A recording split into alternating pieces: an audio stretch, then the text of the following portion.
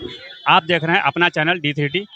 हमारे चैनल को आप लोग लाइक और सब्सक्राइब जरूर करें। आज हम बात करेंगे जो भारत और पाकिस्तान का जो युद्ध हुआ और युद्ध विराम हो चुका है, लेकिन उसमें बहुत बड़ी मोड़ ये आ चुकी है कि जो एक तुर्की है, भारत के साथ 22 देश थे, लेकिन पाकिस्तान के साथ मात्र 2 देश खड़े थे। एक था चीन और दूसरा था तुर्की। तुर्की वही देश है जो कोरोना काल में भारत के प्रधानमंत्री ने फ्री में मुफ्त में अनाज राशन दिया था और फ्री में उसको जो यहाँ का दवा था ये भी दिया था। लेकिन वही तुर्की है आज भारत के साथ कितना बड़ा गद्दारी किया है। और वही पाकिस्तान को अपना बहुत कीमती ड्रोन उसको दिया था जो भारत पर अटैक करने के लिए। आज हम बात करेंगे यहाँ की जनता से कि जनता क्या चाहती है कि जो तुर्की से हमारे पास सामान आता है, जैसे सेब आता है, मार्बल आता है और सब बहुत सी चीज़ आते हैं, क्या उसको बहिष्कार करना चाहिए या उसको फिर मंगाना चाहिए। सर आपके क्या नाम है? चित्तरंजन विश्वाल।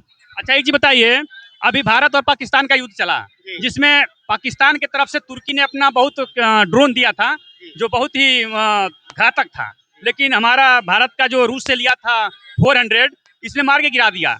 लेकिन क्या भारत को तुर्की से जो वहाँ से सामान आते हैं, जैसे मार्बल आता है, सफ़ेद मार्बल आता है, वहाँ से सेब आता है और से बहुत सी चीज़ आते हैं, तो क्या हमको बहिष्कार करना चाहिए तुर्की का?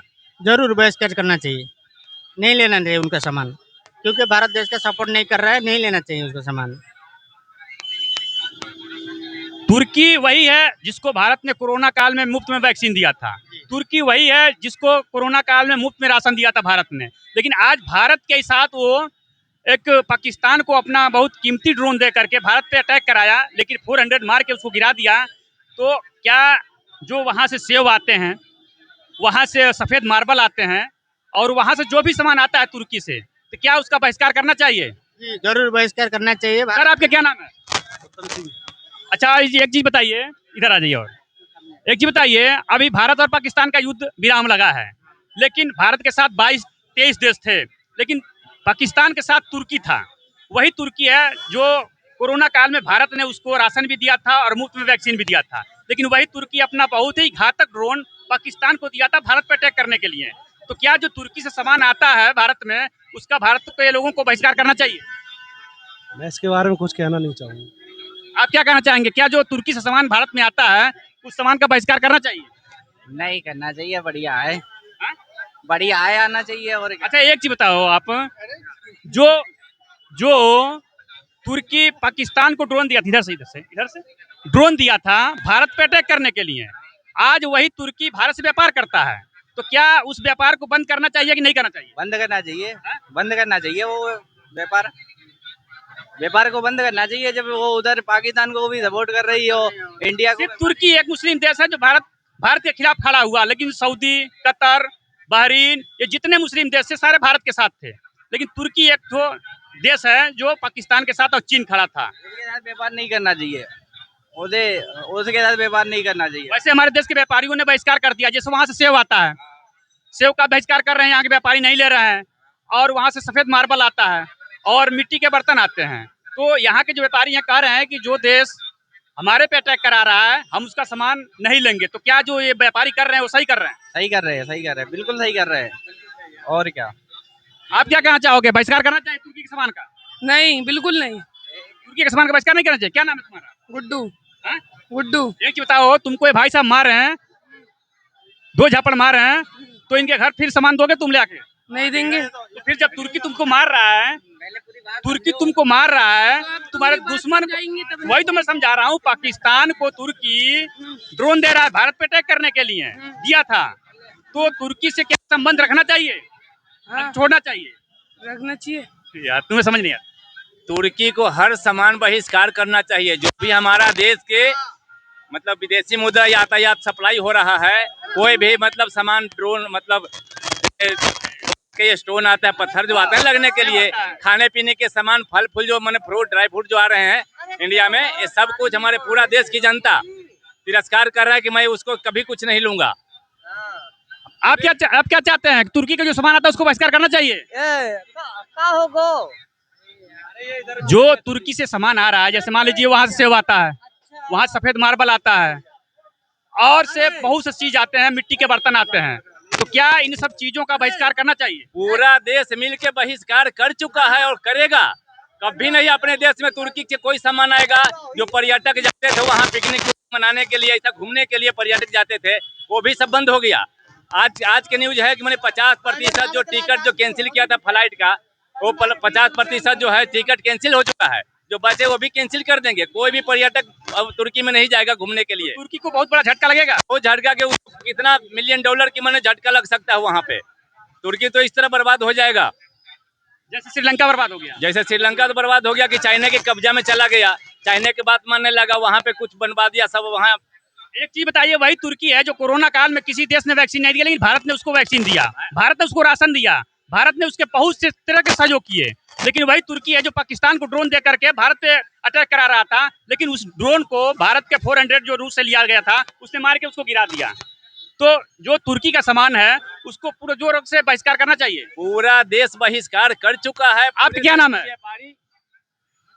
इनका नाम है नहीं है कुछ। मैं मिथिलेश कुमार सिन्हू, बिहार पटना से रहने वाला हूँ। मैं पूरा तुर्की का पूरे देश मिल करके पूरे सामान को बहिष्कार करता हूँ। आज भी मेरा तुर्की का नाम कोई भी सामान आएगा देश में, सारा जनता बहिष्कार करे। बड़े बड़े व्यापारी तक बहिष्कार कर दिया कि कोई भी मैं सामान नहीं लूंगा तुर्की से। एक चीज बताइए, 57 देश मुस्लिम है, लेकिन 56 देश भारत के साथ था, और एक सिर्फ तुर्की जो पाकिस्तान के साथ था, और 140 करोड़ 45 करोड़ जो संख्या भारत का है। हर देश चाहता है कि हम भारत से व्यापार करें, कि क्योंकि भारत की जनसंख्या ज्यादा है, हमारा सामान ज्यादा बिकेगा भारत में। लेकिन तुर्की ने अपने घातक ड्रोन को दे करके पाकिस्तान को ये अपना नक्शा दिखला दिया कि हम किस पात्र के हैं। तो भारत के लोगों को पूर्ण तरीके से बहिष्कार करना चाहिए। जब वहाँ भी भूकंप आया था तब मैंने एनडीआरएफ के टीम हमारे जाके देश के बहुत सहायता किया था। उस समय उस तुर्की को नहीं दिखाई पड़ा कि मैंने हमारा देश को भारत सहयोग कर रहा है, सहायता दे रहा है, मेडिसिन दिया, डॉक्टर भेजा, ये सब नहीं दिखाई पड़ा। इससे ड्रोन दे के भारत पे हमला करवाया है। इसीलिए पूरा देश मिल के पूरा बहिष्कार करेगा सामान को। पूरा जनता बहिष्कार कर रहा है, बड़े बड़े व्यापारी भी बहिष्कार कर चुका है। जितने पर्यटक है वो भी कोई नहीं आएगा घूमने के लिए। उसके समुद्री जहाज से जो सेव आता है वो सेव समुद्र में रुक गया, क्योंकि यहाँ के व्यापारियों ने मना कर दिया है कि हम सेव नहीं लेंगे। तो क्या वो हालत क्या होगा सेव का? वो तो सेव बर्बाद ही होगा। तुर्की का सारा ड्राई फ्रूट है, सब बर्बाद ही होगा।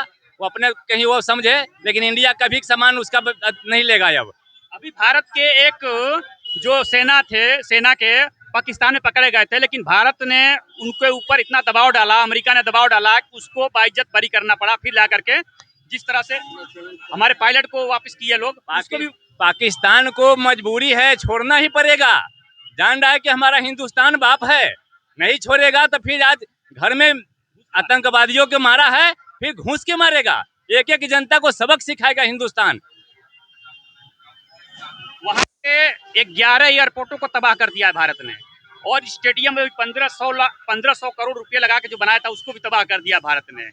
क्या भारत ने जो सीज फायर किया है, क्या भारत को करना चाहिए था कि और घुस के मारना चाहिए था? सीज फायर किया, कम किया, हमारे तरफ से कम हुआ है। पूरा पाकिस्तानी को पूरा नस्तबूद कर देना चाहिए, खत्म कर देना चाहिए। जो आतंकवाद नाम का चीज पाकिस्तान में खत्म ही हो जाए, पूरा बर्बाद कर देना चाहिए था। कम करके छोड़ा गया। बहुत भारत के लिए हिंदुस्तान में हिंदू लोग है, वो रहम करता है कि चलो इतना केवल आतंकवादी को अड्डा को नष्ट किया गया, अगर पूरा पाकिस्तान को बर्बाद कर दे तो भी हम हिंदुस्तान की तरफ से कम रहेगा। एक चीज बताइए, हम तो बाहर के आतंकवादियों से लड़ सकते हैं, लेकिन जो भारत के अंदर गद्दार बैठे हैं उनसे कैसे लड़ेंगे? यहाँ तो बहुत मतलब बड़े बड़े जो मुल्ले मौलाने जो भी हैं, मतलब हम तो किसी को नाम लेकर नहीं बताएंगे, इसे न्यूज पे आता है, जान गए। मुल्ले मौलाने बहुत हैं जो मैंने सारे देश में आग लगाने की काम करता है। कुछ ऐसे मुल्ले मौलाने भी जो भी है उसको कस्टडी में करके जेल में डालना चाहिए, क्योंकि देश में आग लगाने वाले बहुत लोग हैं जो काम करते हैं। उत्तर प्रदेश के अंदर 2 लोगों ने पाकिस्तान के नारे लगाए थे, उनकी सेवा कर रही है, बढ़िया से कर रही है। वो करना ही चाहिए। भारत के अंदर इसी तरह सेवा करना चाहिए जो भारत के खिलाफ है। एकदम मेहमानों की तरह सेवा करना चाहिए। पुलिस वाले को जो गद्दारी पे उतर जाता है उसको पूरे मेहमान की तरह सेवा करना चाहिए। जेल के अंदर ले जाए, बंद करके नंगा करके इतना पिटाई पीटे उसको कि पूरा सबक सीख जाए कि फिर दोबारा कभी उसके पड़ोस वाले भी उस तरह गद्दारी करने के कभी सोच ना सके। वो अब बात यहाँ आती है कि पाकिस्तान के लोग जश्न मना रहे हैं कि हमने जीता। 1961 में भी चुनाव, वो 1961 में भी वो युद्ध को हार गए, 1971 में भी युद्ध को हार गए, 1992 कारगिल युद्ध में भी हार गए और 2025 में भी हार गए। लेकिन कहा जाता है कि कुत्ते की दुम कभी सीधी नहीं होती, तो क्या कुत्ते का दुम है क्या पाकिस्तान? वो कुत्ता का ही दुम है सर, जो कितनों भी घी लगा दे कुत्ते का दुम कभी सीधा नहीं हुआ ना कभी होगा। इसीलिए हिंदुस्तान का काम है कि दुम को सीधा मत करो, पूछ काट के ही हटा दो साफ है।